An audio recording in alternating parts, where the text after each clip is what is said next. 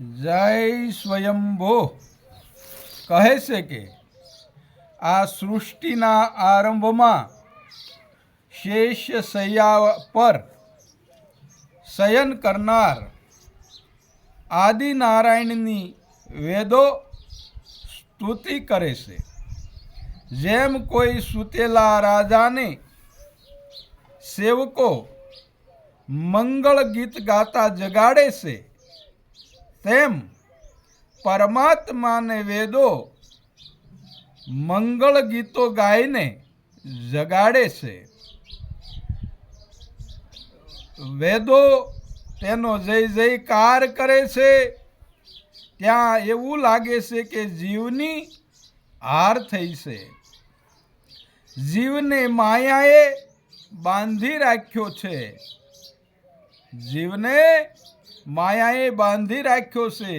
તેથી મારો પણ જય થાય, હું માયાના બંધનમાંથી છૂટું. કારણ માયા જીવને બાંધે છે અને હરાવે છે. તેથી પરમાત્માને જય જયકાર કરી તે માયાના બંધનમાંથી છોડાવવાની પ્રાર્થના કરે છે. અનાદિકાળથી આ માયા અને જીવનું યુદ્ધ અવિરતપણે ચાલ્યા કરે છે. માયા જીવને આ જગતના વિષયોમાં ફસાવી રાખે છે. માટે તો વેદ પણ પરમાત્માની સ્તુતિ કરે છે કે માયાના બંધનને આપ કાપી નાખો. હે પ્રભુ, હે પરમાત્મા, આપ માયાના બંધનને કાપી નાખો. માયા જીવને ઈશ્વર પાસે જવા દેતી નથી. તે બતાવે છે કે આ જગતમાં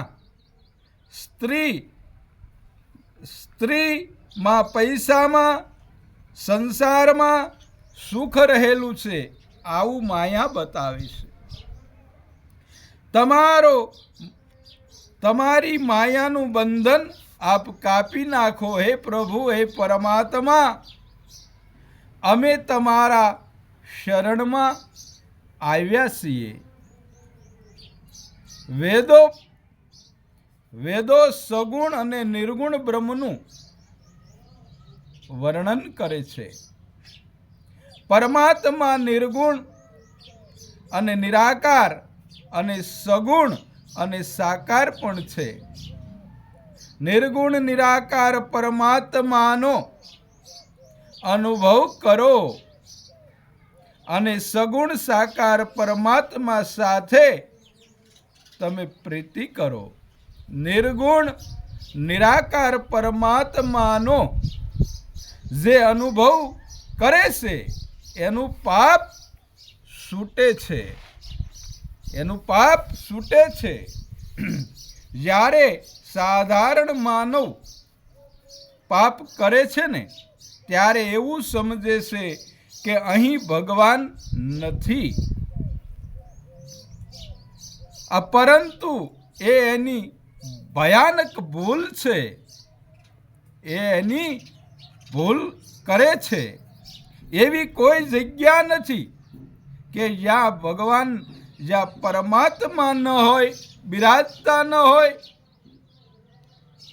કેટલાક જ્ઞાની પુરુષો સગુણ પરમાત્માની ભક્તિને ગૌણ સમજે છે, તો કેટલાક ભક્તો નિર્ગુણ નિરાકાર પરમાત્માના સ્વરૂપને ગૌણ માને છે. આ બંને ભૂલ કરી રહ્યા છે. કારણ કે ભગવાનના બે સ્વરૂપો છે, જેમાં કોઈ ગૌણ નથી. બંનેની જરૂર છે. માતા પિતા બેમાં ગૌણ કોણ છે?